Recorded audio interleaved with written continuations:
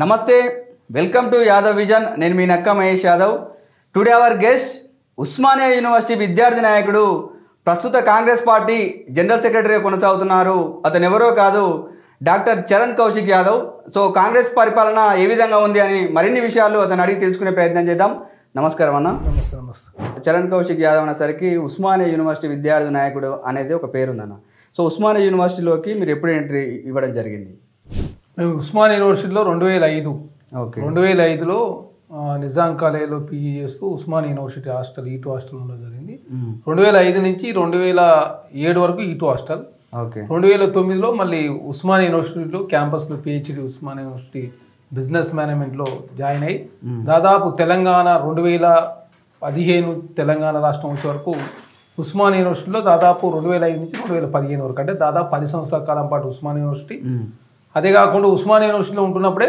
మేము ఉప్పల్లో మాది అప్సు కూడా ఉప్పల్లో అక్కడనే రాజకీయాలు అదేవిధంగా జిల్లా రాజకీయాలు అప్పుడు ఉమ్మడి రంగారెడ్డి జిల్లా ఇప్పుడు మేడ్చల్ జిల్లా అదే కాకుండా మాది ఉప్పల్ నియోజకవర్గం కాబట్టి అట్లా కాంగ్రెస్ పార్టీ తెలంగాణ ఉద్యమం ఇట్లా దాదాపు 11 సంవత్సరాలు గడిచిపోయింది. ఓకే అంటే ముఖ్యంగా తెలంగాణ ఉద్యమంలో పాల్గొన్నటువంటి విద్యార్థి నాయకుల్లో చరణ్ కౌశిక్ యాదవ్ పేరు కూడా ఉంది. అయితే దాదాపు అందరూ కూడా ఇవాళ బీఆర్ఎస్ పార్టీ సైడు కొంతమంది టీడీపీ పార్టీ సైడు మొగ్గు చూపడం జరిగింది. చరణ్ కౌశిక్ యాదవ్ విషయానికి వస్తే కాంగ్రెస్ పార్టీకి ఎందుకు ఆకర్షితులయ్యారు అంటే మేము ఫస్ట్ నుంచి మా కుటుంబం అంతా కూడా కాంగ్రెస్ పార్టీ ఉన్నాడు కాబట్టి మేము కాంగ్రెస్ పార్టీలో ఫస్ట్ నుంచి ఎన్ఎస్వే నుంచి Congress party Osmania university Nizam college ఆ తర్వాత నేను ఆంధ్రప్రదేశ్ కాంగ్రెస్ కమిటీ జాయింట్ సెక్రటరీగా పనిచేసిన ఆంధ్రప్రదేశ్ కాంగ్రెస్ కమిటీ సెక్రటరీగా పనిచేసిన తెలంగాణ రాష్ట్రం వచ్చిన తర్వాత స్పోక్స్ పర్సన్గా పనిచేసిన ఆ తర్వాత మళ్ళీ సెక్రటరీగా స్పోక్స్ పర్సన్గా పిసిసి మెంబర్గా తర్వాత రేవంత్ రెడ్డి గారు పీసీ ప్రెసిడెంట్ అయిన తర్వాత జనరల్ సెక్రటరీగా కొనసాగుతూ ఉన్నాం. ఖచ్చితంగా కాంగ్రెస్ పార్టీ అంటే సెక్యులర్ పార్టీ అన్ని పార్టీలకు భిన్నంగా కూడా ఇక్కడ స్వేచ్ఛ ఎక్కువ ఉంటుంది. అదే కాకుండా అన్ని కులాలు మతాల వాళ్ళు కూడా కాంగ్రెస్ పార్టీలో ఉంటారు. అదే కాకుండా కాంగ్రెస్ పార్టీ అంటే విస్తృతమైన ప్రజాస్వామ్యం ఉంటుంది కాబట్టి అట్లాంటి పార్టీలో కంటిన్యూ ఉండాలని చెప్పేసి ఏకైక లక్ష్యంతో కాంగ్రెస్ పార్టీలో కంటిన్యూ కొనసాగుతా ఉన్నాం. ఖచ్చితంగా కాంగ్రెస్ పార్టీ అంటే అన్ని ప్రాంతాల వ్యక్తులు కావచ్చు అన్ని మతాలను కావచ్చు కులాలను గౌరవిస్తుంది కాబట్టి రాజ్యాంగాన్ని రక్షించేది ఒకే ఒక పార్టీ కాంగ్రెస్ పార్టీ అని చెప్పేసి పూర్తి విశ్వాసంతో కాంగ్రెస్ పార్టీలో కంటిన్యూ అవుతాం. అంటే కాంగ్రెస్ పార్టీ అధికారంలోకి వచ్చి 1 సంవత్సరం అవుతుందన్న. సో కాంగ్రెస్ పార్టీ అధికారంలోకి వస్తే ప్రజాపాలన నడుస్తుంది, తర్వాత అందరికీ కష్టపడ్డటువంటి ప్రతి కాంగ్రెస్ కార్యకర్తకు న్యాయం జరుగుతుంది అని చెప్పేసి ఒక అపోహ ఉన్నది. సో అది వాస్తవం ఎంత అవాస్తవం ఎంత? ఎందుకంటే ఇవాళ ఉస్మానియా యూనివర్సిటీ నుంచి ఒక్క విద్యార్థి నాయకు కూడా ఇవాళ టికెట్లు ఇచ్చిన పరిస్థితి లేదు. సో దాని మీద మీ అభిప్రాయం ఏంటి? అంటే టికెట్లు అనేది అంత రాజకీయాల్లో కాస్ట్లీ అయిపోయింది. అదే కాకుండా గ్రౌండ్లో ఉండాలి కాబట్టి కాంగ్రెస్ పార్టీ అధికారులకు వచ్చిన తర్వాత ఉస్మానియా యూనివర్సిటీ నుంచి ఒకళ్ళు బీసీ కమిషన్ మెంబర్గా బాలలక్ష్మి గారు అయ్యారు, చారకొండ వెంకటేష్ గారు ఎడ్యుకేషన్ కమిషన్ మెంబర్ అయ్యారు. భవిష్యత్తులో ఎమ్మెల్సీలు కావచ్చు ఇంకా నామినేట్ చైర్మన్ కూడా ఇస్తానని చెప్పేసి పార్టీ మాట ఇచ్చింది. అదే కాకుండా కాంగ్రెస్ పార్టీలో చాలా మంది ఎందుకంటే కాంగ్రెస్ పార్టీలో 37 చైర్మన్లు ఇస్తే అందులో అందరు పార్టీ కోసం పనిచేసిన వాళ్ళే. ఎస్సీ సెల్ అధ్యక్షుని ఎస్సీ కార్పొరేషన్ చైర్మన్ చేశారు. అదే మన బీసీ సెల్ అధ్యక్షుని బీసీ కార్పొరేషన్ చేశారు, ఎస్టీ సెల్ అధ్యక్షుని ఎస్టీ కార్పొరేషన్ చేశారు. అదే గతంలో మహిళా కాంగ్రెస్ అధ్యక్షురాలుగా పనిచేసిన నేరల శారదని మహిళా కమిషన్ చైర్మన్గా చేశారు. కాంగ్రెస్ పార్టీలో చైర్మన్గా చాలా మంది జిల్లా అధ్యక్షులు అదే కాకుండా సెల్లో పనిచేసిన వాళ్ళు డిపార్ట్మెంట్లో పనిచేసిన వాళ్ళు పార్టీ జనరల్ సెక్రటరీ జిల్లా అధ్యక్షులు అందరూ కూడా సముచితమైన గౌరవం ఇచ్చింది. కాబట్టి మహేష్ కుమార్ గౌడ్ గారు టికెట్ ఇవ్వలే. ఇది మొన్న 2023 జరిగిన ఎలక్షన్లో టికెట్ కొన్ని ప్రత్యేక కారణాల వల్ల టికెట్ ఇస్తానన్నా కూడా తను కూడా నేను పార్టీ కోసం పనిచేస్తానని చెప్పడంతో ప్రభుత్వం వచ్చిన తక్షణమే ఎమ్మెల్సీ ఇచ్చిన తర్వాత పీసీ ప్రెసిడెంట్. అదే కాకుండా బల్మూరు వెంకట గారు టికెట్ ఇవ్వకపోతే ఎమ్మటే తక్షణం గవర్నమెంట్ రాగానే ఎమ్మెల్సీ ఇచ్చారు. అనిల్ కుమార్ యాదవ్కి లోక్సభ పోటీ చేస్తానని చెప్పేసి వారు అడిగితే ఏకంగా రాజ్యసభ టికెట్, రేణుకా చౌదరి గారు ఖమ్మం పార్లమెంట్ అడిగితే ఏకంగా అక్కడ పార్లమెంట్ ఇవ్వలేకపోతున్నాం మీకు రాజ్యసభ ఇస్తానని చెప్పి రాజ్యసభ. అదే కాక తీర్మానం వల్ల టికెట్ అడిగితే ఇవ్వలేకపోవడం మూలంగా తర్వాత గ్రాడ్యుయేట్ ఎలక్షన్లో వారికి ఒక ఎమ్మెల్సీ టికెట్. అదే కాకుండా మైనార్టీ వర్గం నుంచి ఎవరు గెలవలేదని చెప్పేసి పార్టీ భావించి అమీర్ అలీ ఖాన్ సియాసత్ పార్టీకి సంబంధించినటువంటి యజమాని చైర్మన్ గారికి కూడా ఎమ్మెల్సీ ఇచ్చిన కాబట్టి కాంగ్రెస్ పార్టీలో ఒక రోజు ముందు కావచ్చు ఒక రోజు వెనక కావచ్చు కాబట్టి కాంగ్రెస్ పార్టీలో అందరికీ అవకాశాలు అనేది ఖచ్చితంగా వచ్చే అవకాశం ఉంది. కాబట్టి చాలా మంది కాంగ్రెస్ పార్టీలో దాదాపు 45 లక్షల మంది కార్యకర్తలు కాంగ్రెస్ పార్టీలో ఎన్రోల్మెంట్ చేసుకుంటున్నారంటే కాంగ్రెస్ పార్టీ విశ్వాసం నమ్మకం ఉంది కాబట్టి ఇంతమంది కాంగ్రెస్ పార్టీకి ఆకర్షితులు అవుతారు. కాబట్టి ఖచ్చితంగా ఏ వ్యక్తి కూడా అవకాశం ఇచ్చే ప్రయత్నంలో కాంగ్రెస్ పార్టీ ముందుకు తీసుకుపోద్ది తప్ప వెనక తీసుకునే ప్రసక్తే ఉండదు. అంటే కాంగ్రెస్ పార్టీ అంటే ఒక రెడ్ల పార్టీ, వాళ్ళ యాదవులకు కానీ బీసీలకు కానీ అవకాశాలు ఇవ్వట్లేదు, మొత్తం ఒక దోపిడి వర్గాలకే అవకాశాలు ఇస్తుందని చెప్పేసి ఒక చర్చ నడుస్తుంది అన్న. సో దాని మీద మీ అభిప్రాయం? ఇప్పుడు కాంగ్రెస్ పార్టీ అధ్యక్షుడు బీసీ, డిప్యూటీ సీఎం ఎస్సీ సామాజిక వర్గానికి సంబంధించిన బట్టి విక్రమార్క, అదే కాకుండా ఏసీసీలో కీలకంగా ఏసీ సెక్రటరీగా సంపత్ కుమార్ ఎస్సీ మాదిగా, సిడబ్ల్యూసీ మెంబర్గా దామోదర్ రాయనరసింహ. కాబట్టి అదే కాకుండా పార్లమెంటు ఎంపీల పూర్వం కన్వీనర్గా డాక్టర్ మల్రోవి గారు. కాబట్టి కాంగ్రెస్ పార్టీలో అన్ని కులాలకు ప్రాధాన్యత ఉండాలని చెప్పి కాంగ్రెస్ పార్టీ భావిస్తుంది. దానిలో భాగంగా మైనార్టీ గెలవకపోతే ఎమ్మెల్సీ ఇచ్చిరు, అదే కాకుండా షబీర్ గారు ఓడిపోతే తీసుకొచ్చి అడ్వైజ్ ఇచ్చిన సందర్భం. కాబట్టి కాంగ్రెస్ పార్టీలో అన్ని వర్గాలను కాపాడుకునే ప్రయత్నంలో భాగంగా ఒక రోజు లేట్ అవుతుండొచ్చు, 2 రోజులు లేట్ అవుతుండొచ్చు, కానీ అన్ని వర్గాలను కాపాడుకునే ప్రయత్నం జరుగుతూ ఉంది కాంగ్రెస్ పార్టీలో. తన మన అనే భేదమే ఉండదు కాంగ్రెస్ పార్టీలో. కాబట్టి అన్ని వర్గాలను సామాజికంగా ఆర్థికంగా ముందుకు తీసే ప్రయత్నంలో భాగంగా సోషల్ జస్టిస్ ఉండాలని చెప్పేసి కాంగ్రెస్ పార్టీ కోరుకుంటుంది. అంటే యాదవుల విషయానికి వస్తే బీఆర్ఎస్ పార్టీ 5 మంది ఎమ్మెల్యేలను కేటాయించడం జరిగింది, తర్వాత గెలిపించుకోవడం జరిగింది. ఉస్మానియా యూనివర్సిటీలో గెల్లు శ్రీనివాస్ లాంటి వాళ్ళు, దూదిమిట్ట బాలరాజ్ యాదవ్ లాంటి వాళ్ళందరికీ కూడా అవకాశాలు కల్పించింది. కానీ కాంగ్రెస్ పార్టీ మాత్రం 15 ఏళ్ల నుంచి పనిచేస్తున్న చరణ్ కౌశిక్ యాదవ్ లాంటి వాళ్ళకు పదవులు ఇవ్వట్లేదు అంటే ఏం చెప్తారు? కాంగ్రెస్ పార్టీలో ఇప్పుడు పదవులు ఎందుకు ఎవరు? నేను కాంగ్రెస్ పార్టీలో ఎన్ఎస్ఎన్ మొదలు పెడితే అన్ని పదవులలో కాంగ్రెస్ పార్టీలో పనిచేసినాం. కాకపోతే కాంగ్రెస్ పార్టీలో పోయినసారి ఎమ్మెల్యే ఎలక్షన్ 4 మందికి ఎమ్మెల్యే టికెట్లు ఇచ్చారు. అదే కాకుండా 4 ఇస్తే 3 ఓడిపోయారు, 1 గెలిచారు. తర్వాత మళ్ళీ అనిల్ కుమార్ యాదవ్ 2 రాజ్యసభ సభ్యులు ఇస్తే 1 రాజ్యసభ అనిల్ కుమార్ యాదవ్కి ఇచ్చారు. ఖచ్చితంగా భవిష్యత్తులో వచ్చే ఎమ్మెల్సీలు కావచ్చు, ఇంకా నామినేటెడ్ పదవులు కూడా చాలా మందికి అవకాశం ఇచ్చారు. ఎందుకంటే చాలా మందికి కాంగ్రెస్ పార్టీలో అవకాశం ఇచ్చారు కాబట్టి చాలా సంవత్సరాల నుంచి కాంగ్రెస్ పార్టీలో ఉన్నారు. కాకపోతే బీఆర్ఎస్ పార్టీలో 5 మంది గెలిచినప్పుడు కూడా వృధానే, వారితో ఏం ఫాయిదా ఉంది? ఇప్పుడు బీర్లైలో గెలిస్తే విప్పిచ్చారు, కానీ వాళ్ళకు దానిలో సాధారణంగా గెలిచినంత మాత్రాన వాళ్ళు పెద్ద ఎత్తున యాదవులు 5 మంది గెలవడం వల్లనే వాళ్ళ గొర్రెల స్కీమ్ వచ్చింది, కొంతమంది యాదవులు బాగుపడ్డారు అనేది ఒక చర్చ ఉంది. ఏం స్కీమ్ వచ్చింది? ఆ స్కీమ్ లో పెద్ద ఎత్తున అవినీతి జరిగి ఏకంగా ఏసీ విచారణ జరుగుతూ ఉంది. దానిలో చాలా మంది అధికారులు అరెస్ట్ అయ్యారు. కాబట్టి ఆ స్కీమ్ ద్వారా ఎవరు లాభం జరిగిందో ఏమో కానీ యాదవ్ సమాజాన్ని మాత్రం రోడ్డు మీద తీసుకొచ్చారు. ఇది కాదు గొర్రెలు ఇచ్చిన మాత్రం యాదవ్ డెవలప్మెంట్ అయినది కాదు. యాదవ్లు అన్ని రకాలుగా డెవలప్మెంట్ చేయాలని ఖచ్చితంగా గతంలో కాంగ్రెస్ పార్టీ సమైక్య రాష్ట్రంలోనే 2 మంత్రులు ఉండేవారు యాదవ్ నుంచి, రఘువీరారెడ్డి గారు, పార్థసారథి. ఇప్పుడు ఆంధ్ర రాష్ట్రం చూసినప్పుడు కూడా దాదాపు 3 ఉన్నారు మంత్రులు అక్కడ. కాబట్టి ఒక్కొక్క రాష్ట్రంలో ఒక్కొక్క విధంగా ముందు పోదు. ఖచ్చితంగా తెలంగాణ రాష్ట్రంలో కూడా అంజన్ కుమార్ యాదవ్ గారు వర్కింగ్ ప్రెసిడెంట్గా ఉన్నాడు, అనిల్ కుమార్ యాదవ్ గారు రాజ్యసభ సభ్యులు ఉన్నారు, బీలైల విప్పుగా ఉన్నాడు, అదేవిధంగా ఎగ్గమల్లేష్ ఎమ్మెల్సీగా ఉన్నాడు. అదే కాకుండా చాలా మంది మన టికెట్లు ఇచ్చిన ఓడిపోయినప్పుడు కూడా భవిష్యత్తులో ఖచ్చితంగా అవకాశాలు ఇస్తానని చెప్పేసి కాంగ్రెస్ పార్టీ చెప్పింది. అదే కాకుండా 2 అర్బన్ డెవలప్మెంట్ అథారిటీ, ఒక నిజామాబాద్ అర్బన్ డెవలప్మెంట్ అథారిటీకి కేశవేణు గారు ఉన్నారు, ఇక్కడ మహబూబ్నగర్ అర్బన్ డెవలప్మెంట్ అథారిటీకి అదేవిధంగా లక్ష్మణ్ యాదవ్ ఉన్నాడు. అదే కాకుండా 3 జిల్లా అధ్యక్షులు, ఒకటి అనిల్ కుమార్ యాదవ్ గారు సికింద్రాబాద్ జిల్లా అధ్యక్షుడు, చెవిటి వెంకన్న యాదవ్ గారు సూర్యాపేట జిల్లా అధ్యక్షుడు, అదే రాజేంద్ర ప్రసాద్ యాదవ్ గారు వనపర్తి జిల్లా అధ్యక్షుడు, చెవిటి వెంకన్న యాదవ్కు మననే రైతు కమిషన్ మెంబర్కి ఇచ్చారు. అదే కాకుండా రాజేంద్ర ప్రసాద్ యాదవ్ గారు జడ్పీటీస్ ఉన్నారు, అనిల్ కుమార్ యాదవ్ గారు టికెట్ ఇవ్వకపోవడం ముందుగా ఏకంగా రాజ్యసభ సభ్యులు ఇచ్చారు. కాబట్టి ఖచ్చితంగా కేశవేణు గారు నిజామాబాద్ అర్బన్ ప్రెసిడెంట్గా ఉంటే వారిని తీసుకొచ్చి Nizamabad urban develop authority chairman ఇచ్చిన సందర్భం. కాబట్టి ఒక రోడ్డు ఎదగవచ్చు, కానీ ఖచ్చితంగా కాంగ్రెస్ పార్టీలో యాదవులకు సముచిత గౌరవం ప్రాధాన్యత ఇస్తానని చెప్పేసి మొన్ననే ముఖ్యమంత్రి చాలా స్పష్టంగా కుర్మా భవన్ ఓపెనింగ్ వచ్చిన సందర్భం కూడా ముఖ్యమంత్రి గారు చెప్పారు.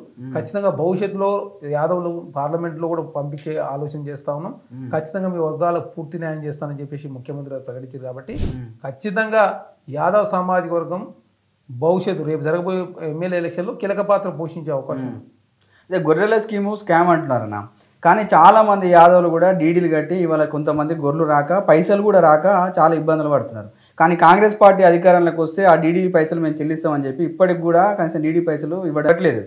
సో దాన్ని మీరు ఏ విధంగా కొట్లాడి ఆమెను అడుగుతున్నారా? కనీసం పోయినసారి శాసనసభ సమావేశాలలో ఈ విషయం వచ్చినప్పుడు చాలా స్పష్టంగా ముఖ్యమంత్రి గారు ప్రకటించారు. ఆ 1200 కోట్ల రూపాయలు రిఫండ్ చేస్తానని చెప్పారు. అదే కాకుండా కాంగ్రెస్ పార్టీ మేనిఫెస్టోలు పెట్టింది 2 లక్షల వరకు మేము నగదు బదిలీ చేస్తానని చెప్పేసి ప్రభుత్వం మాట ఇచ్చి మాట నిలుపుకునే ప్రయత్నాలు బాగా ఇంకా 5 సంవత్సరాల కాలం టైం ఉంది. కాబట్టి ఖచ్చితంగా రాష్ట్ర ఆర్థిక పరిస్థితి బాగాలేదు, ఎందుకంటే ఆర్థికంగా రాష్ట్రం చితికిపోయింది. ఆనాడు కేసీఆర్ గారు 6,71,000 కోట్ల రూపాయలు అప్పు చేసి పప్పు కూడి తిన్నట్టు గంటకు 9 కోట్ల రూపాయలు రాష్ట్ర ప్రభుత్వం అప్పు కూడి చెల్లిస్తూ ఉంది. రోజుకు 193 కోట్ల రూపాయలు, నెల తిరిగితలకు 6,000 కోట్ల రూపాయలు. ఇప్పటివరకు 72,000 కోట్ల రూపాయలు రాష్ట్ర ప్రభుత్వం అప్పుకు వడ్డీ అసలు కట్టిందంటే ఏ విధంగా ఆర్థికంగా చితికిపోయిందో అర్థం చేసుకోవాలి. కాబట్టి ఇవన్నీ ఖర్చులు తక్కువ చేసుకుని ఆదాయ మార్గాలు పెంచే ప్రయత్నంలో కాంగ్రెస్ ప్రభుత్వం ముందుకు పోతా ఉంది. ఖచ్చితంగా ఆ తెలంగాణ రాష్ట్రంలో యాదవులు అనేది కీలకమైన పాత్ర పోషించే దానిలో కాంగ్రెస్ ప్రభుత్వం నుంచి పూర్తి సహకారం అందిస్తానని చెప్పేసి ముఖ్యమంత్రి గారు ప్రకటించారు. డిప్యూటీ సీఎం బట్టి విక్రమార్క గారు ప్రకటించారు. అదే కాకుండా ఉత్తమ్ కుమార్ రెడ్డి గారు, శ్రీధర్ బాబు గారు, కాంగ్రెస్ పార్టీలో పెద్దలంతా కూడా కాంగ్రెస్ పార్టీలో యాదవులకు సముచితమైన న్యాయం భవిష్యత్తులో కల్పిస్తామని చెప్పి మాట ఇచ్చారు. రేపు జరగబోయేటువంటి అంటే రేపు వచ్చే ఎమ్మెల్సీలలో కూడా ఖచ్చితంగా యాదవ్ సామాజిక వర్గాన్ని ప్రాధాన్యత ఇస్తారని చెప్పేసి మాట ఇచ్చారు. దానిలో భాగంగా బీసీలకు కూడా 42% రిజర్వేషన్ ఇవ్వాలి లోకల్ బాడీలు అని చెప్పేసి కాంగ్రెస్ పార్టీ, కాంగ్రెస్ ప్రభుత్వం ఆల్రెడీ డెడికేషన్ కమిషన్ ఏర్పాటు చేశారు.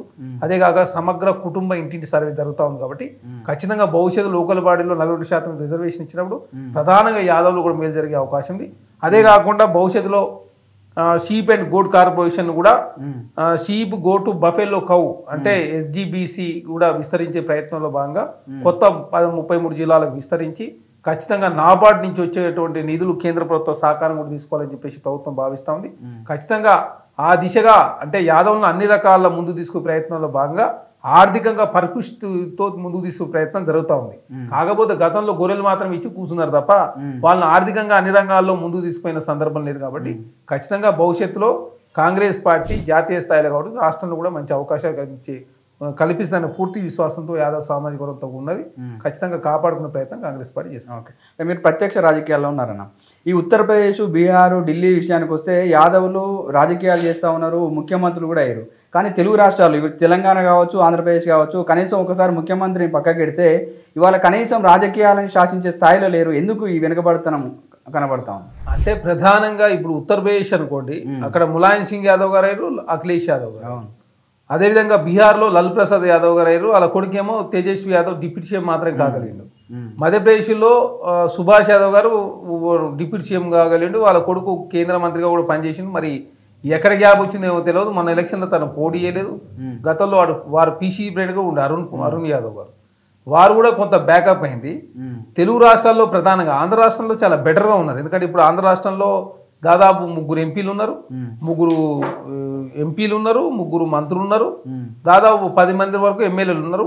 యనమల రామకృష్ణుడు లాంటి వాళ్ళు ఏకంగా కౌన్సిల్లో అధికార పక్ష నేతగా ఉన్నారు. కాబట్టి అక్కడ రఘువీరారెడ్డి గారు కూడా పీసీ ప్రెసిడెంట్గా పనిచేశారు. అదే తెలంగాణలో ఎస్పెషల్లీ తెలంగాణ రాష్ట్రంలో టీఆర్ఎస్ పార్టీ అధికారంలోకి వచ్చిన తర్వాత తలసాని శ్రీనివాస్ యాదవ్ గారు మాత్రమే మంత్రి అయ్యారు. తర్వాత ఎమ్మెల్యేలు 5 మంది గెలిచినప్పుడు కూడా పెద్ద ఎత్తున ఎందుకో ఆ సామాజిక వర్గం నుంచి ఎమ్మెల్యేలను పెద్ద ఎత్తున డెవలప్మెంట్ చేయలేకపోయారు. ఎంపీ టికెట్ ఒకటి ఇస్తే ఓడిపోయిన సందర్భం. కాబట్టి ఇక్కడ అన్ని రకాల చైతన్యం ఉన్నప్పటికీ, ఎందుకంటే తెలంగాణ అంటేనే ఉద్యమాల కిల్ల, ఉద్యమాలు తెలంగాణ రాష్ట్రంలో ఎప్పటికీ జరుగుతూ ఉంటాయి. కానీ ఆ స్థాయిలో యాదవులంతా ఆ స్థాయిలో రాజకీయాన్ని అందుకోలేకపోతా ఉన్నారు. కాబట్టి భవిష్యత్తులో తెలంగాణ రాష్ట్రంలో అంటే తెలంగాణ రాష్ట్రం యూనిటీ కొరబడింది. ఎందుకంటే ఒక ప్లాట్ఫామ్ లేకపోవడం, అదే కాకుండా మిగతా సామాజిక వర్గాలు ఉన్నట్టు యాదవులలో అంత పూర్తి స్థాయిలో ఇంకా చైతన్యం రాకపోవడం మూలంగా, ఎందుకంటే యాదవులకు భూములు ఉన్నాయి, ఆశ ఉన్నాయి, కానీ రాజకీయంగా ఎందుకో ముందుకు రావడం లేదు. కాబట్టి ఆ స్థాయిలో ఖచ్చితంగా భవిష్యత్తులో అవకాశాలు రావాలంటే ఖచ్చితంగా కష్టపడి పనిచేయాల్సిన అవసరం ఉంది. అదే కాకుండా ముందుకు వచ్చినట్టు వ్యక్తి అంటే మంత్రి అయిన వ్యక్తికి చాలా బాధ్యత ఉంటుంది. ఆ మంత్రి అయిన వాళ్ళు తెలంగాణ రాష్ట్రంలో యాదవ్ సామాజిక వర్గాన్ని పట్టించుకోకపోవడం మూలం, అదే కాకుండా యాదవులు కూర్చొని మాట్లాడుకునే ఒక ప్లాట్ఫామ్ లేకపోవడం, అంటే యాదవ్స్ క్లబ్ లాగానో ఒక క్లబ్ ఉందనుకోండి, ఆ క్లబ్లో అన్ని డిపార్ట్మెంట్లకు సంబంధించిన పోలీసు వాళ్ళు వస్తుంటారు, అదేవిధంగా వ్యాపారులు వస్తుంటారు, పొలిటీషియన్స్ వస్తుంటారు, టీచర్లు వస్తుంటారు, ఆర్డీఓ స్థాయి అధికారులు, కలెక్టర్లు, ఇట్లా రకరకాల వ్యక్తులు. క్లబ్ అంటే కూర్చొని మాట్లాడుకునే ఒక క్లబ్ లాంటి వ్యవస్థ లేకపోవడం. ఆ క్లబ్ హైదరాబాద్ నుంచి మండల స్థాయి వరకు మానిటరింగ్ చేసి ఈ హైదరాబాద్లో ఉన్న క్లబ్బు మండలం, కాన్స్టిట్యున్సీ, జిల్లా స్థాయిలో కూడా ఆ వేదికలు ఉండి ఆ వేదికల ద్వారా యాదవ సామాజిక వర్గానికి కొంత ఫంక్షన్ల రూపంలో కావచ్చు, రేపు ఏమైనా చిన్న చిన్న దావతులు కావచ్చు, లేకపోతే చిట్టీలు కావచ్చు, ఇట్లా కలిసే కార్యక్రమం కావచ్చు, వాళ్ళకి ఏమైనా ఆపద వచ్చినప్పుడు ఆ క్లబ్ ఆదుకునే వ్యవహారం కావచ్చు, ఆ క్లబ్లో మెంబర్షిప్ ఉంటే వాళ్ళకి ఇన్సూరెన్స్ కావచ్చు, హెల్త్ ఇన్సూరెన్స్ వస్తుందనే ఒక పూర్తి విశ్వాసం. ఫంక్షన్ చేసుకుంటుంటే ఆ యాదవ్స్ ఫంక్షన్ హాల్ పోతే ఒక 50% డిస్కౌంట్ ఉంటుందని చెప్పేసి అట్లా కొంత చైతన్యం వచ్చే అవకాశం. కానీ తెలంగాణ రాష్ట్రంలో ఎక్కడ కూడా అట్లాంటి అవకాశం లేదు. కేసీఆర్ గారికి మంచి అవకాశం ఇచ్చి ఉండే, అదే తలసాని శ్రీనివాస్ యాదవ్ గారు చేసే అవకాశం ఉండే. ఎందుకంటే యాదవ్ సామాజిక వర్గం నుంచి తలసాని శ్రీనివాస్ యాదవ్ గారికి మంత్రి ఇచ్చినా కూడా వారు హైదరాబాద్కి పరిమితం అవడు. అదే కాకుండా ఈ యాదవ్ సామాజిక వర్గం నుంచి చాలా అంటే ఇప్పుడు కాంగ్రెస్ పార్టీలో ఒకరిద్దరు తప్ప బీఆర్ఎస్ పార్టీలో ఒకరిద్దరే, భారతీయ జనతా పార్టీలో ఉన్నా లేనట్టే కనపడతా ఉంది. కాబట్టి ఇంకా నార్త్ను చూసి చాలా నేర్చుకోవాల్సిన అవసరం ఉంది. ఖచ్చితంగా భవిష్యత్తులో మాత్రం తెలంగాణ రాష్ట్రం ఖచ్చితంగా యాదవ సామాజిక వర్గాలకు మంచి అవకాశాలు ఉన్నాయి. ఎందుకంటే ఇక్కడ అత్యధిక పాపులేషన్ ఉంది, అన్ని రకాలుగా అభివృద్ధి చెందిన వాళ్ళు ఉన్నారు. కాబట్టి వీళ్ళకి అవకాశాలు ఇద్దామని చూస్తూ ఉన్నారు, కానీ ఆ స్థాయిలో లీడర్లు లేకపోవడం మూలంగా ప్రధానంగా పార్టీలు కూడా అవకాశం ఇస్తారు. అవకాశం ఇవ్వాలంటే గెలుపు చూస్తారు, అదేవిధంగా అన్ని రకాల పరిపుష్టి గుండాలు చూస్తారు. కాబట్టి పార్టీలు అనుకున్నటువంటి ఏదైతే పరిపుష్టి కావచ్చు, పార్టీ కోసం పనిచేసి కావచ్చు, జనాల్లో క్రేజ్ కావచ్చు, ఇవన్నీ కూడా పెంపొందించుకున్నట్లయితే ఖచ్చితంగా యాదవులకు భవిష్యత్తులో అవకాశాలు వస్తాయి. ఖచ్చితంగా యాదవులకు 10-15 మంది ఎమ్మెల్యే అవకాశం ఉంటుంది తెలంగాణ రాష్ట్రం. ఎందుకంటే అసెంబ్లీ స్థానాలు పెరగబోతా ఉన్నాయి. పాపులేషన్కి సంబంధించిన కులగణన ద్వారా తెలంగాణ రాష్ట్రంలో పాపులేషన్ తెలుస్తుంది. కాబట్టి పాపులేషన్ ఆధారంగా అవకాశాలు అయినప్పుడు ఆ లీడర్షిప్ కూడా ఉండాలి. కాబట్టి ఆ స్థాయిలో భవిష్యత్తులో కాంగ్రెస్ పార్టీ మాత్రం చాలా మంది లీడర్ అయ్యే అవకాశం. ఈ దేశవ్యాప్తంగా ఈ కులగణన చేయాలని చెప్పేసి రాహుల్ గాంధీ అడగడం జరుగుతూ ఉంది. దాంట్లో భాగంగానే ఇలా తెలంగాణలో చేసింది. ఈ కులగణన వల్ల ఉపయోగం ఏంది అసలు? అంటే కులగణన అంటే ఎవరి వాటా ఎంతో తెలాల్సిన అవసరం ఉంది. ఎందుకంటే ఎస్సీ ఎస్టీలకు ఎంతమంది ఉన్నారు, వాళ్ళ పాపులేషన్ ఏంటి, వాళ్ళ రిజర్వేషన్ ప్రతిసారి పెంచుతా ఉన్నారు. బీసీలకి కేంద్రంలో రిజర్వేషన్ లేకపోవడం వల్ల, చట్టసభలో రిజర్వేషన్ లేకపోవడం మూలంగా కేంద్ర గణాంకాల్లో ఎక్కడ కూడా బీసీల డేటా లేదు, రాష్ట్రంలో కూడా డేటా లేదు. ఏదైనా బీసీల సంబంధించి చేయాలంటే ఖచ్చితంగా కులగణన చేసి ఉండాలి. కాబట్టి చట్టసభలో రిజర్వేషన్ ఉంటే బీసీల జనాభా కూడా తెలిసేది. వాళ్ళ అసలు వాళ్ళు చదువుకున్న వాళ్ళు ఎంత, చదువుకున్న వాళ్ళు ఏంది, వాళ్ళ ఆర్థిక పరిస్థితి ఏంది, వాళ్ళు గతంలో ప్రభుత్వ ఉద్యోగాలు వచ్చినాయి లేవా, వాళ్ళ దాంట్లో కాంట్రాక్టర్లు ఎంతమంది ఉన్నారు, పొలిటీషియన్స్ ఎంతమంది ఉన్నారు, అసలు చదువుకునే వాళ్ళు ఎంతమంది ఉన్నారు, ఆర్థికంగా వెనుకబడిన వాళ్ళు ఎంతమంది ఉన్నారు, ఇవన్నీ నువ్వు వెనుకబడ్డే వాళ్ళని ముందు తీసుకుపోవాలంటే నీకు డేటా ఉండాలి. డేటా లేదు కాబట్టి దానిలో కులగణన చేస్తా ఉన్నారు. ఫస్ట్ బీహార్లో అయిపోయింది, తర్వాత మహారాష్ట్రలో ఒక దశకు వచ్చిన తర్వాత ఏకంగా ప్రభుత్వం కూలిపోవడంతో అక్కడ కాలేదు. కర్ణాటక రిపోర్ట్ రాకుండా అడ్డుకునే ప్రయత్నం జరిగింది. కాబట్టి తెలంగాణ రాష్ట్రంలో ఈ నెల చివరి వరకు రిపోర్ట్ రాబోతా ఉంది. కాబట్టి వచ్చిన తక్షణమే ప్రభుత్వం 42% రిజర్వేషన్ ఇవ్వడంతో ప్రధానంగా బీసీలకు మేలు జరుగుతాయి. ఆనాడు కేసీఆర్ గారు 34% రిజర్వేషన్ను 23% కుదించడంతో ప్రధానంగా 11% బీసీలు కోల్పోవడంతో బీసీలు చట్టసభల్లో లోకల్ బాడీల్లో జడ్పీసీలు, ఎంపీటీసీలు, సర్పంచ్లు చాలా స్థానాలు కోల్పోయే పరిస్థితి. కాబట్టి కింది స్థాయి నుంచి అన్నా లేటర్ ఇప్పుడు ఎంపీటీసీ, జడ్పీసీ నుంచి జడ్పీ చైర్మన్ ఇట్లా అయినా కూడా నెక్స్ట్ భవిష్యత్తులో ఎమ్మెల్యేను, ఎంపీ అయ్యే అవకాశం ఉంటుంది. కాబట్టి అట్లాంటి పరిస్థితి తెలంగాణ రాష్ట్రం లేకుండా అయింది. కాబట్టి ఖచ్చితంగా బీసీల రిజర్వేషన్ పెంచాలంటే కులగణన చేయాల్సిందే. సమగ్ర కుటుంబ ఇంటి సర్వే జరుగుతూ ఉంటే డెడికేషన్ కమిషన్ ద్వారా రిజర్వేషన్ పెంచాలని చెప్పి ప్రభుత్వం భావిస్తాం. ఆ దిశగా అడుగులు పడతా ఉన్నాయి. తెలంగాణ దేశానికే ఆదర్శంగా నిలవబోతాం. మార్పు కావాలి, కాంగ్రెస్ రావాలి అని చెప్పేసి చాలా మంది అంటే ప్రజలు కోరుకున్నారు. ఈవెన్ కాంగ్రెస్ పార్టీ దీన్ని మేజర్గా ప్రచారం చేసింది. అయితే ఇప్పుడు అధికారంలోకి వచ్చిన కాంగ్రెస్ ప్రజలను పట్టించుకుంటలేదు. ఇవాళ 6 గ్యారెంటీలు అని చెప్పేసి కనీసం ఒక 4 గ్యారెంటీలను కూడా అమలు పరచలేదు అని చెప్పేసి ఒక వాదన నడుస్తూ ఉన్నారు. ఇప్పుడు కాంగ్రెస్ పార్టీ దేశంలో ఏ రాష్ట్రంలో చేయని విధంగా 18,000 కోట్ల రూపాయలు ఒకే రుణమాఫీ చేసి ఒకేసారి, మొన్న 3,000 కోట్ల రూపాయలు అంటే 21,000 కోట్ల రూపాయలు రుణమాఫీ చేసింది రాష్ట్ర ప్రభుత్వం. కేసీఆర్ గారు గత 10 సంవత్సరాల కాలంలో వారు చేసింది 27,000 కోట్ల రూపాయలు. 10 సంవత్సరాల అధికారం నుండి 27,000 కోట్ల రూపాయలు చేసి 9,000 కోట్ల రూపాయలు రైతులకు సంబంధించిన రుణమాఫీ ఎగ్గొట్టిన పార్టీ బీఆర్ఎస్ పార్టీ. అదే కాకుండా యాదవులు 2వ విడత 1,200 కోట్ల రూపాయలు కట్టించుకుని 2వ విడత గొర్రెలు ఇస్తానని చెప్పి యాదవులు మోసం చేశారు. మునుగోడు ఎలక్షన్ల సందర్భంగా నగదు బదిలీ చేస్తానని చెప్పేసి డిపాజిట్ చేసిన తర్వాత ఫ్రీజ్ చేసిన సందర్భం అకౌంట్స్. అదే కాకుండా దానికి సంబంధించి కేసీఆర్ గారు పోయే వరకు కూడా పైసలు ఇవ్వని సందర్భం. అదే కాకుండా ఇక్కడ ప్రధానంగా స్కీమ్స్ సంబంధించినట్లయితే 7 లక్షల డెవలప్మెంట్ ఇస్తానని చెప్పిన బీఆర్ఎస్ పార్టీ 1 లక్ష డెవలప్మెంట్ కూడా ఇవ్వలేదు. 14 లక్షలు పోడు ఇస్తానని చెప్పిన బీఆర్ఎస్ పార్టీ ఏదో తాత్కాలిక ప్రారంభించారు. దళితులకు 3 ఎకరాలు ఇస్తానని చెప్పి వారిని మోసం చేసి దళిత ముఖ్యమంత్రి చేస్తానని చెప్పి బిఫోర్ ముఖ్యమంత్రి కాకముందు కేసీఆర్ గారని, ముఖ్యమంత్రి అయిన తర్వాత ఉప ముఖ్యమంత్రి చేసి కారణం లేకుండా తొలగించుడు. మైనార్టీలకు గిరిజన 12% ఇస్తానని చెప్పి 12% ఇవ్వలే. విద్యార్థులకు రియంబర్స్మెంట్ 5,500 కోట్ల రూపాయలు రియంబర్స్మెంట్ ఎగ్గొట్టిన వ్యక్తి కేసీఆర్ గారు. అదే కాకుండా మహిళా సంఘాలకు 4,500 కోట్ల రూపాయలు రుణమాఫీ చేస్తే వారిని మోసం. కానీ కాంగ్రెస్ ప్రభుత్వం అధికారులకు వచ్చిన తర్వాత 160 హామీలు నెరవేర్చింది కాంగ్రెస్ ప్రభుత్వం. 160 హామీల్లో మీరు చెక్ చేసుకోండి. రుణమాఫీ 21,000 కోట్ల రూపాయలు, టీచర్లు 11,000 టీచర్ల ఉద్యోగాలకు సంబంధించిన నోటిఫికేషన్ నింపింది రాష్ట్ర ప్రభుత్వం డిఎస్సి ద్వారా. అదే కాకుండా టెట్ 2 సార్లు నిర్వహించింది రాష్ట్ర ప్రభుత్వం. అదే కాకుండా 32,000 మంది టీచర్లను ట్రాన్స్ఫర్ చేసింది. 23,000 మంది టీచర్లకు ప్రమోషన్లు ఇచ్చింది రాష్ట్ర ప్రభుత్వం. అదే కాకుండా 55,000 ఉద్యోగాలు ఇచ్చింది రాష్ట్ర ప్రభుత్వం. నిరుద్యోగులకు జాబ్ క్యాలెండర్ ప్రకటించింది. అదే కాకుండా స్కిల్ యూనివర్సిటీ ఏర్పాటు చేసింది, స్పోర్ట్స్ యూనివర్సిటీ ఏర్పాటు చేసినాం. అదే కాకుండా తెలంగాణ రాష్ట్రంలో 500 రూపాయలు బోనస్ ఇస్తా ఉంది రాష్ట్ర ప్రభుత్వం. గతంలో ఒడ్లు కొనుగోలు చేస్తే 45 రోజులు పైసలు ఇచ్చేవాళ్ళు, ఇక్కడ 3 రోజులు పైసలు ఇస్తా ఉన్నారు. గతంలో తరుగు పేరు 7 నుంచి 10 కిలోలు తీసేవాళ్ళు, ఇక్కడ తరగనే ప్రసక్తే లేదు.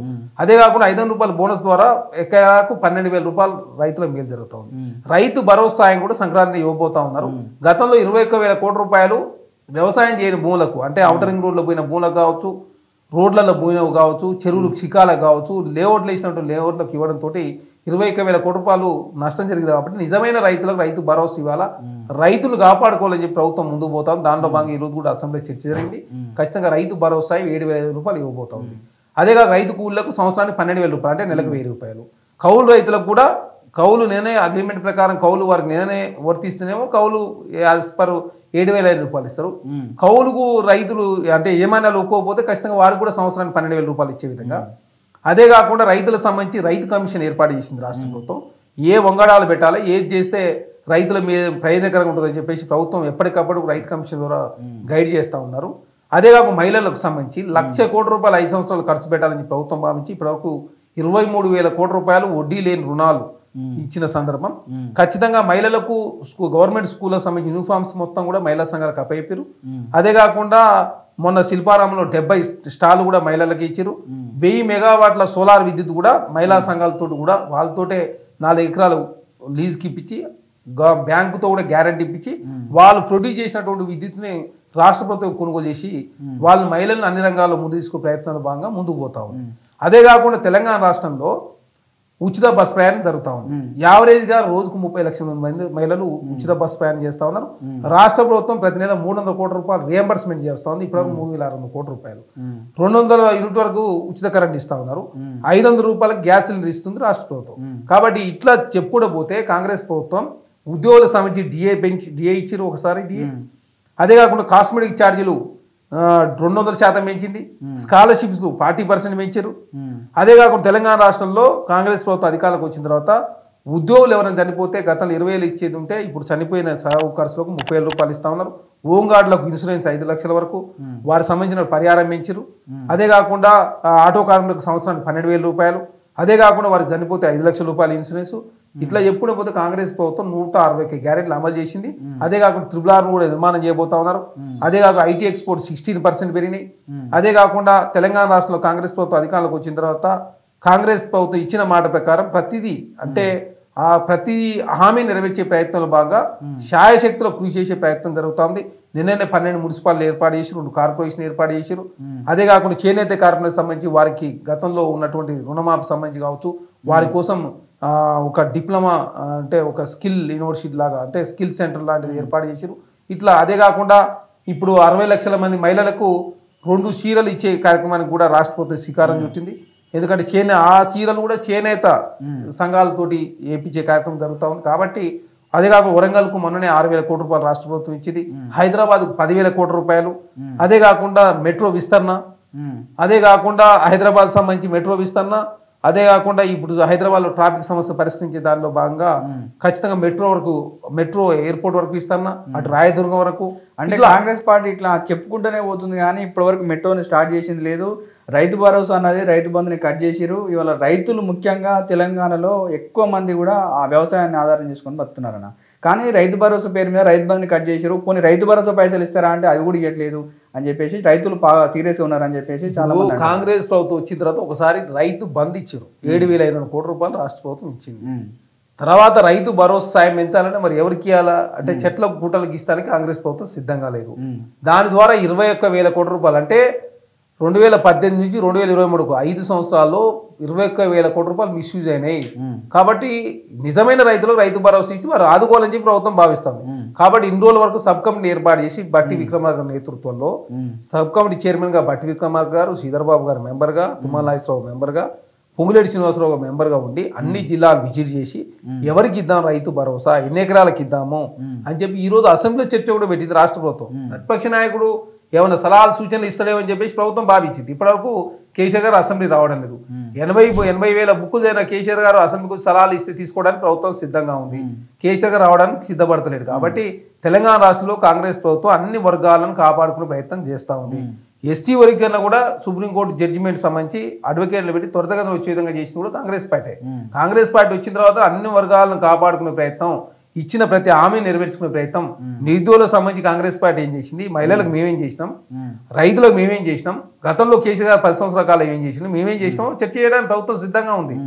ఇక్కడ ఏ వర్గాల గురించి అయినా అది ఏదైనా కానీ హైదరాబాద్ డెవలప్మెంట్ మాట్లాడదామా, ఐటీ ఎక్స్పోర్ట్స్ 16% పెరిగినాయి కాంగ్రెస్ ప్రభుత్వం వచ్చిన తర్వాత. రియల్ ఎస్టేట్ వ్యవస్థ మొత్తం పడిపోయింది. రియల్ ఎస్టేట్ అనేది ఇక్కడనే కాదు, అమెరికాలో కూడా రియల్ ఎస్టేట్ లేదు. ఇప్పుడు అమెరికాలో కూడా బాగా ప్రపంచవ్యాప్తంగా ఇన్ఫ్లేషన్ వచ్చింది. అదే కాకుండా రూపాయి మీరు చూడండి, ఏనాడు రూపాయి 84 పాయింట్, ఇవాళ 85 రూపాయలకు డాలర్తో పోలిస్తే రూపాయి 85 రూపాయలు అయింది. ఎక్కడ 62 రూపాయలు ఉన్నటువంటి రూపాయి ఎక్కడ పోయింది? డాలర్ విలువ రూపాయికి 62 రూపాయలు ఉండే, ఇవాళ రూపాయి 85 రూపాయలు పడిపోయింది డాలర్ వాల్యూతో పోల్చినప్పుడు. ఇంకా అది చివరిన్నరకు 86 రూపాయలు అయిద్దని చెప్తా ఉన్నారు. కాబట్టి ప్రపంచవ్యాప్తంగానే డాలర్ విలువ పెరుగుతూ ఉంది. ట్రంప్ వచ్చిన తర్వాత ప్రధానంగా దిగుమతులను వారు చేసుకోకపోవడం మూలంగా వాళ్ళు పెద్ద ఎత్తున దేశంలో ఉన్న ఫారెన్ ఇన్వెస్ట్మెంట్స్ అన్ని వెళ్ళిపోతా ఉన్నాయి. దానిలో భాగంగా రూపాయి పతనం అవుతా ఉంది. జీడిపి ఈనాడు జీడిపి 5.4%, 2009లో 9% జీడిపి నాడు 5.4% పడిపోయింది. ప్రపంచవ్యాప్తంగా వరల్డ్ ట్రేడ్ వస్తుందని చెప్పేసి చర్చ జరుగుతూ ఉంది. ఇప్పటివరకు నరేంద్ర మోడీ గారు కావచ్చు, నిర్మలా సీతారామన్ గారు కావచ్చు, దాని మీద ఎలాంటి చర్యలు తీసుకోకపోవడం మూలంగా ప్రధానంగా రూపాయి పతనం అవుతా ఉంది, జీడిపి పడిపోతా ఉంది. అదేవిధంగా మధ్యతరగతి ఆదాయం తక్కువ అవుతా ఉంది, ప్రభుత్వ వ్యయం చేసే శక్తి తగ్గిపోతా ఉంది, కార్పొరేట్లదేమో ఆదాయాలు పెరుగుతున్నాయి, మధ్యతరగతి ప్రభుత్వానికి సంబంధించినటువంటి వ్యయం చేస్తానికి వాళ్ళ ఖర్చు పెట్టే స్తోమత లేకుండా అయ్యే పరిస్థితి ఉంది. కాబట్టి దానిలో భాగంగా గ్లోబలైజేషన్లో వచ్చిన మార్పు ఆధారంగా తెలంగాణ రాష్ట్రంలో రియల్ ఎస్టేట్ కొంత డౌన్ అయింది తప్ప, కేసీఆర్ గారు ముఖ్యమంత్రిగా ఉన్న 2 సంవత్సరాల కింద నుంచి కూడా అదే పరిస్థితి స్టార్ట్ అయింది. అది స్టార్ట్ అయ్యి ఇప్పుడు ఇంకా కాంగ్రెస్ పార్టీ అధికారంలోకి వచ్చిన తర్వాత మేము ఇంకా 4th స్ట్రీట్, మెట్రో విస్తరణ, 666 ఇవన్నీ కొత్త ఈ ప్రాజెక్టులన్నీ తీసుకురావడంతో ప్రధానంగా ఇంకా రియల్ ఎస్టేట్ ఆ స్థాయిలో నిలబడింది. లేకపోతే ఇంకా పతాక స్థాయికి పడిపోయే అవకాశం ఉంది. కాబట్టి భవిష్యత్తులో ఇంకా 2-3 నెలల తర్వాత ఖచ్చితంగా తెలంగాణ రాష్ట్రంలో రియల్ ఎస్టేట్ అనేది మళ్ళీ పాత రోజులు తలయించే విధంగా ఖచ్చితంగా ఆ స్థాయిలో మెరుగవుతుంది. ఖచ్చితంగా ఆ దిశగానే 2 లక్షల కోట్ల పెట్టుబడులు కూడా తెలంగాణ రాష్ట్రానికి దావోస్ పర్యటన కావచ్చు, రష్యా పోయినప్పుడు కావచ్చు, విదేశీ పెట్టుబడులు రాబోతా ఉన్నాయి. అదే కాకుండా కేవలం అగ్రిమెంట్లు మాత్రమే చేసుకున్నారు, దాని పైసలు వచ్చింది లేదు, తెలంగాణ బాగుపడ్డది లేదని చాలా మంది విమర్శిస్తున్నారు. పైసలు ప్రభుత్వానికి ఇయ్యరు, ఎవరికి తెలంగాణ రాష్ట్రానికి ఇస్తారు, వాళ్ళు వచ్చి పెట్టుబడులు పెడతారు. వాళ్ళకి కావాల్సిన మౌలిక వసతులు అంటే ల్యాండ్, వాటర్, రోడ్స్, ఎలక్ట్రిసిటీ ఇవన్నీ కూడా జరగట్లేదు.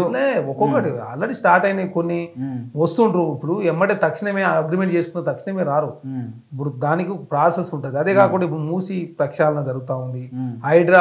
హైదరాబాద్లో ఉన్న లేక్స్, రాక్స్ అని కూడా డెవలప్ చేసే కార్యక్రమం జరుగుతూ ఉంది. ప్రపంచ నగరాలతో హైదరాబాద్ పోటీ పడాలని చెప్పి కాంగ్రెస్ పార్టీ భావిస్తూ ఉంది. ఆ దిశగా హైదరాబాద్ అభివృద్ధి కోసం పనిచేస్తూ ఉంది. ఇక్కడ ఏంది, హైదరాబాద్ ప్రపంచ నగరాలతో పోటీ పడాలంటే ప్రకృతి అదే చెరువులంతా కూడా మంచిగా ఉండాలని చెప్పి ప్రభుత్వం భావిస్తూ ఉంది.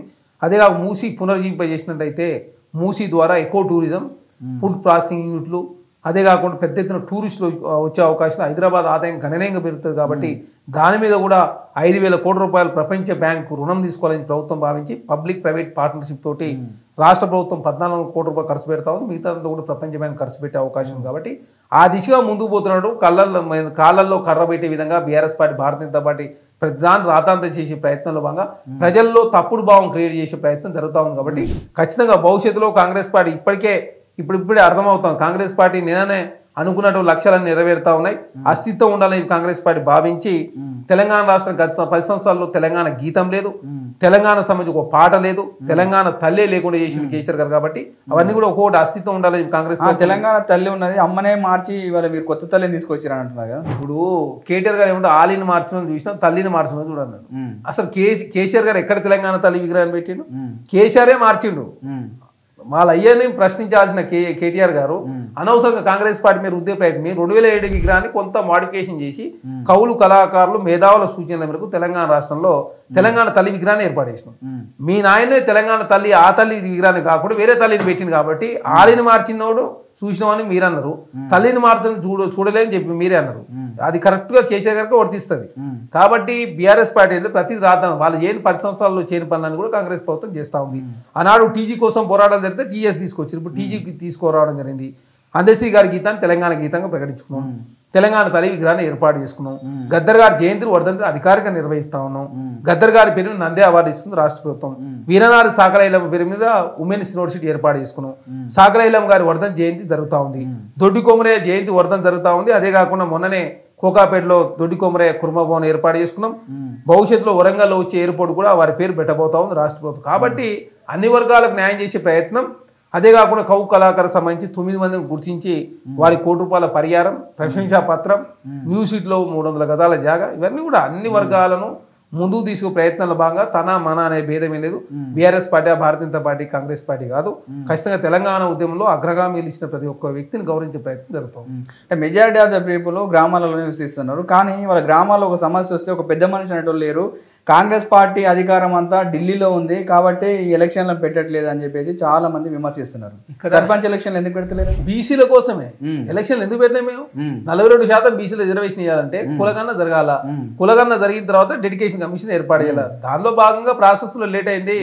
కేసీఆర్ గారు బీసీలు నిండా ముంచిండు. 13% రిజర్వేషన్ తక్కువ చేయడంతో బీసీలకు తీవ్ర అన్యాయం జరిగింది. సర్పంచులు, ఎంపీటీసీలు, జెడ్పీసీ, కోఆపరేటివ్ డైరెక్టర్లు, చాలా పెద్ద జెడ్పీ చైర్మన్లు, డీసీబీ చైర్మన్లు, డీసీఎంఐ చైర్మన్లు, ఇవన్నీ కూడా బీసీల ప్రధాన నష్టం. మార్కెట్ కమిటీలో చైర్మన్లు. అదే కాకుండా బీసీలకు వైన్ షాపులు రిజర్వేషన్ ఎందుకు ఇలా? మరి గౌడ్స్కి ఇచ్చిన ఎస్సీ ఎస్టీలకి, బీసీలకు ఎందుకు ఇలా? బీసీల మీద ప్రేమ ఉంటే బీసీల రిజర్వేషన్ ఇవ్వాల్సి ఉండే. నువ్వు అది ఇవ్వలేదు. 13% బీసీల రిజర్వేషన్ తక్కువైంది. నీ వల్ల మాత్రమే, బీఆర్ఎస్ పార్టీ వల్ల మాత్రమే బీసీల తీవ్ర అన్యాయం జరిగింది.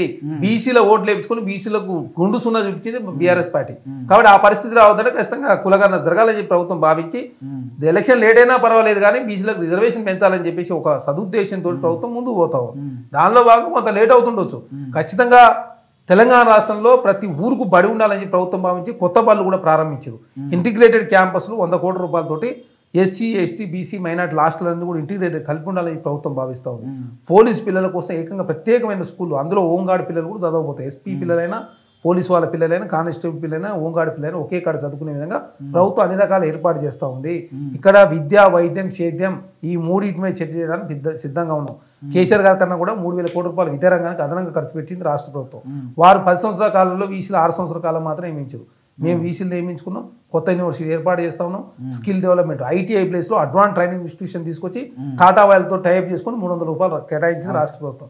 ఇట్లా చెప్పుకుంటూ పోతే 160 హామీలు నెరవేర్చడం.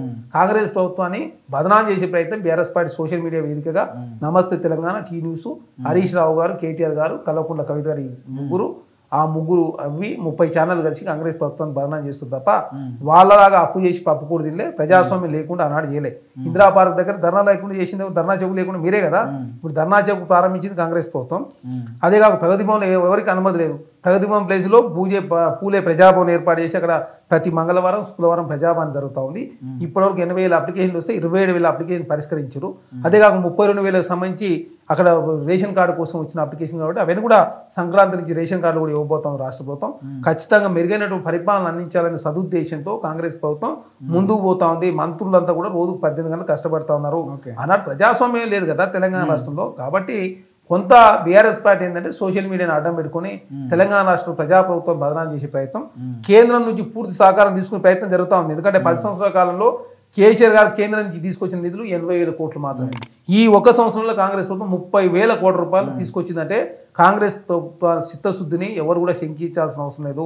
కేంద్రంలో భారతీయ జనతా పార్టీ అధికారులు ఉన్నా కూడా, ప్రధానమంత్రి భారతీయ జనతా పార్టీకి సంబంధించిన వారు ఉన్నా కూడా రాష్ట్ర ప్రయోజనాలు ముఖ్యమని చెప్పి భావించి 30 సార్లు కేంద్రంలో ఉన్న మంత్రులు ప్రధానమంత్రి గారికి, ముఖ్యమంత్రి గారు కలిసి, మా మంత్రులు కలిసి తెలంగాణ ప్రయోజనాలు ముఖ్యమని చెప్పేసి భావిస్తూ తెలంగాణ అగ్రగామి నిలువేలా తీసుకుపోయే ప్రయత్నంలో భాగంగా ముందుకు పోతారు. యాదవ విద్యార్థుల సమస్యల విషయానికి వస్తే మీరు ఒక విద్యార్థి నాయకునిగా ఉన్నారు. సో కనీసం హైదరాబాద్ వచ్చి చదువుకుందామంటే యాదవ హాస్టల్ అనేది లేదు. సో దీనిపైన మీ అభిప్రాయం ఏంటంటే? అంటే ప్రధానంగా ఇప్పుడు కోకాపేటలో 5 ఎకరాల స్థలం ఉన్నది. ఆ బిల్డింగ్ కూడా దగ్గర చివరి దశకు చేరుకున్నది. కాబట్టి ఇక్కడ ఇప్పుడు 5 ఎకరాల స్థలం ఇచ్చారు. ఆ స్థలాన్ని ఇప్పుడు పట్టించుకునే వాళ్ళు ఉండాలి కదా. గతంలో అంటే మంత్రి వాళ్ళంటే పట్టించుకోలేదు. ఇప్పుడు కాంగ్రెస్ పార్టీ అధికారంలోకి వచ్చి సంవత్సరం అయినా కూడా వీళ్ళు పట్టించుకుంటే కూడా ముందరకు పోతుంది. వాళ్ళ కుర్మభవన్ ఇనిషియేటివ్ తీసుకొని వాళ్ళు చేసుకున్నారు. కానీ యాదవుల విషయానికి వస్తే వాళ్ళ స్వార్థం వాళ్ళు చూసుకున్నారు తప్ప ఇవాళ యాదవ విద్యార్థులు కానీ యాదవ కమ్యూనిటీ మీద ప్రేమ లేదని చెప్పేసి చాలా మంది భావిస్తున్నారు. ఇప్పుడు ఎగ్గెమ్మలేశం వారు చేసుకున్నారు. ఇది కూడా ప్రభుత్వం నిధులు ఇచ్చింది, దాన్ని ఫాలోఅప్ చేసి చేసుకోవాలి. ఖచ్చితంగా ప్రభుత్వము గత ప్రభుత్వం ఇచ్చినటువంటి భవనాలు కావచ్చు, గత ప్రభుత్వం ఇచ్చిన భూములన్నీ కూడా త్వరితగతిన పూర్తి చేయాలని చెప్పేసి ఆల్రెడీ పొన్నం ప్రభాకర్ గారు రివ్యూ చేస్తూ ఉన్నారు. ఇవన్నీ కూడా బిల్డింగ్స్ అన్ని కూడా ఓపెన్ అయ్యి ప్రజలకు ఉపయోగకరంగా ఉండాలా, ఆ సామాజిక వర్గాలకు ఉపయోగం జరగాలని చెప్పి ప్రభుత్వం భావిస్తాం. ఎందుకంటే కోట్ల రూపాయల విలువైన భూములు ఇచ్చినప్పుడు కూడా ఆ వర్గాలకు ఉపయోగం జరగనప్పుడు దానివల్ల ప్రయోజనం కూడా ఉండదు. కాబట్టి గతంలో కన్నా భిన్నంగా కూడా ఈ వర్గాల కోసం కాంగ్రెస్ ప్రభుత్వం అధికారులకు వచ్చిన తర్వాత కుర్మ యాదవ్ కార్పొరేషన్ కొత్తగా ప్రత్యేకంగా ఏర్పాటు చేశారు. మిగతా దాదాపు 9 కుల కార్పొరేషన్లు ఏర్పాటు చేసింది. కాబట్టి ఆ కుల కార్పొరేషన్ కూడా నిధులు రాష్ట్ర ప్రభుత్వం ఇస్తూ ఉంది. అదే కాకుండా కులాలకు ఇచ్చిన భవనాలు కూడా త్వరితగతిన పూర్తి చేయాలని చెప్పేసి ప్రభుత్వం అప్రమత్తం చేస్తూ ఎప్పటికప్పుడు రివ్యూ చేస్తూ ఉంది. కాబట్టి భవిష్యత్తులో ఈ సమస్యలన్నిటి కూడా పరిష్కారం లభిస్తుంది. అదే కాకుండా భవిష్యత్తులో యాదవ సామాజిక వర్గానికి సంబంధించి రేపు కులగన్న రిపోర్ట్ వచ్చిన తర్వాత యాదవ సామాజిక వర్గానికి రాజకీయంగా ఆర్థిక అన్ని రంగాల్లో ముందు తీసుకునే ప్రయత్నంలో భాగంగా రేవంత్ రెడ్డి గారు అధిక ప్రాధాన్యత ఇస్తారని చెప్పేసి చాలా స్పష్టంగా వారే చాలా సందర్భాలు చెప్పింది. కాబట్టి భవిష్యత్తులో ఎమ్మెల్సీలు కావచ్చు, కార్పొరేట్ చైర్మన్లు కావచ్చు, జెడ్పీ చైర్మన్లు కావచ్చు, లేకపోతే లోకల్ బాడీ ఎలక్షన్లు కావచ్చు, లేకపోతే పార్లమెంట్ ఎలక్షన్లు కావచ్చు, అన్ని రకాల అవకాశాలు ఇస్తానని చెప్పేసి మాట ఇచ్చిండు. దానిలో ప్రకారమే మేనిఫెస్టోలో పెట్టిన విధంగా 2 లక్షల వరకు నగదు బదిలీ చేస్తామని చెప్పింది. ఆర్థిక పరిస్థితి మెరుగైన తర్వాత ఆ 2 లక్షల వరకు కూడా వచ్చే ప్రయత్నం కూడా కాంగ్రెస్ ప్రభుత్వం చేస్తుంది. ఖచ్చితంగా బీఆర్ఎస్ పార్టీ యాదవ్ను వాడుకొని నిండా ముంచింది బీఆర్ఎస్ పార్టీ. ఏదో ఒకసారి గొర్రెలు ఇచ్చారు, రెండోసారి ఏనే ఇయ్యలే కదా, గొర్రెలు ఇచ్చారు తప్ప ఆ 5 మంది కూడా సొసైటీతో ఎదిన వాళ్ళే. వాళ్ళని కొత్తగా తీసుకొచ్చి ఏదో కొత్త రాజకీయాలు తీసుకొచ్చారు. గెలి శ్రీనివాస్ ఏదో అట్లా టికెట్ ఇయ్యలే కదా, మరి బై ఎలక్షన్ ఇచ్చారు, తర్వాత జనరల్ ఎలక్షన్ ఇయ్యలే కదా, ఆ ప్లేస్ లో కౌశిరెడ్డిని తీసుకొచ్చారు. కార్పొరేషన్లు చాలా మందికి ఇస్తారు, అవన్నీ కాదు కదా. ఎమ్మెల్యే ఇచ్చిర్రు, రెండోసారి ఇవ్వలేదు. జైపాల్ యాదవ్ గారు మాజీ మంత్రి, కేసీఆర్ గారు తయారు చేసిన వ్యక్తి ఏం కాదు. తలసాని శ్రీనివాస్ యాదవ్ గారు వారు టీడీపీలోనే మాజీ మంత్రి, వారు అదే బొల్లమల యాదవ్ గారు ఇండిపెండెంట్ పోటీ చేస్తే వారు సెకండ్ వచ్చిన వ్యక్తి. అదే కాకుండా భగత్ గారు నోముల నరసింహ ఆయనే ఎక్స్ఎమ్మెల్యే, వారే సుదీర్ఘకాలం పాటు ఎమ్మెల్యే పనిచేసి వారు కుమారుడు. కొత్తగా తయారు చేసింది ఎవరు? బడుగులింగ యాదవ్ గారు, ఆయన టీడీపీ జిల్లా అధ్యక్షుడు, సుదీర్ఘకాలం పెద్ద జిల్లాకే టీడీపీ అధ్యక్షుడు, సమైక్య రాష్ట్రం పనిచేసిన వ్యక్తి. బీఆర్ఎస్ పార్టీ వచ్చిన తర్వాత ఎవరికి మేలు జరిగింది? వాళ్ళకు యాదవ్లు గొర్రెలు బూచే చూపించి రెండోసారి అధికారం రావడం కోసం యాదవ్లు ప్రధానంగా వాడుకొని మోసం చేసింది బీఆర్ఎస్ పార్టీ. 15 ఏళ్ల నుంచి పనిచేస్తున్న చరణ్ కౌశిక్ యాదవ్కి పదవి వస్తుందని ఆశించవచ్చా? నేను కాంగ్రెస్ పార్టీలో మా కాంగ్రెస్ పార్టీలో పదవే మాకు ముఖ్యం అని చెప్పి మేము భావిస్తాం. మాకేదో నామినేటెడ్ చైర్మన్లో ఇంకా వేరే పదవులు అవసరం లేదు. ఖచ్చితంగా కాంగ్రెస్ పార్టీలో మేము పార్టీలో ఇప్పుడు జనరల్ సెక్రటరీ వరకున్నాం. నెక్స్ట్ ఇంకా పార్టీలో మాకు మంచి అవకాశాలు ఇస్తారు. ఒక అవకాశం కాకపోతే ఇంకొక అవకాశం వస్తుంది. మేము పార్టీలో ఈ అవకాశమే రాలేదని చెప్పి బాధపడే ప్రసక్తి ఉండదు. ఖచ్చితంగా కాంగ్రెస్ పార్టీని నమ్ముకొని ఉన్నాం. రేవంత్ రెడ్డి గారు కావచ్చు, కాంగ్రెస్ పార్టీలో ముఖ్యులు బట్టి విక్రమార్క కావచ్చు, శ్రీధర్ బాబు గారు కావచ్చు, ఉత్తమ్ కుమార్ రెడ్డి గారు కావచ్చు, కాంగ్రెస్ పార్టీతో ఉన్నటువంటి పెద్దలందరితో మాకు సన్నిహిత సంబంధాలు ఉన్నాయి. కాబట్టి మాకు పార్టీ పదవులే ముఖ్యం అని చెప్పి భావిస్తుంది తప్ప ప్రభుత్వంలో ఏదో పదవులు వస్తాయి పోతాయి, ఏదో 2 సంవత్సరాల కార్పొరేట్ చైర్మన్ ఇంకో దానికోసం కాదు. ఖచ్చితంగా పార్టీ కోసం పనిచేస్తున్నప్పుడు రకరకాల అవకాశాలు వస్తాయి. అవకాశాల కోసం పనిచేసారు కాదు, పార్టీ కోసం పనిచేస్తే అవకాశాలు దానంతా అదే వస్తాయని చెప్పేసి నమ్మేవాళ్ళం. కాబట్టి ఖచ్చితంగా భవిష్యత్తులో ఏ అవకాశం ఇవ్వచ్చు, రేపు వచ్చే ఎమ్మెల్సీలలో ఇవ్వచ్చు, లేకపోతే మళ్ళీ ఎమ్మెల్యే ఎలక్షన్లో పోటీ చేసే అవకాశం ఇవ్వచ్చు, లేకపోతే ఇంకా ఏ రకమైన అవకాశం వస్తుందని అనుకోవచ్చా? ఇక్కడ వస్తుంది రాదని కాదు, మేము కోరుకుంటే కాంగ్రెస్ పార్టీ పరిశీలిస్తానికి సిద్ధంగా ఉన్నది. కాకపోతే మేము మా పదవి ఏమి ఇవ్వాలని చెప్పేసి అధిష్టానం చూసుకుంటుంది, రేవంత్ రెడ్డి గారు చూసుకుంటారు. కాబట్టి వారి మీద పూర్తి విశ్వాసంతో మేము కాంగ్రెస్ పార్టీలో పనిచేస్తా ఉన్నాం. నామినేటెడ్ చైర్మన్లు వస్తుంటాయి పోతుంటాయి, మేము పార్టీ పదవులు ముఖ్యమని చెప్పి భావిస్తా ఉన్నాం. ఇప్పుడు నేను జనరల్ సెక్రటరీ ఉన్నా, నెక్స్ట్ ఇంకా వైస్ ప్రెసిడెంట్ కావచ్చు, సీనియర్ వైస్ ప్రెసిడెంట్ కావచ్చు, ఇంకేదైనా కావచ్చు. కాంగ్రెస్ పార్టీకి జనరల్ సెక్రటరీగా అన్న కొనసాగుతున్నారు. ఫ్యూచర్లో మరింత పదవులు అన్న చేపట్టాలని మనస్ఫూర్తిగా కోరుకుందాం. ఇలాంటి గొప్ప వ్యక్తుల్ని మీ ముందుకు తీసుకొచ్చే ప్రయత్నం చేశా. కాబట్టి చూస్తూనే ఉండండి యాదవ్ విజన్. మా ఛానల్ని సబ్స్క్రైబ్ చేయండి, షేర్ చేయండి. ధన్యవాదాలు.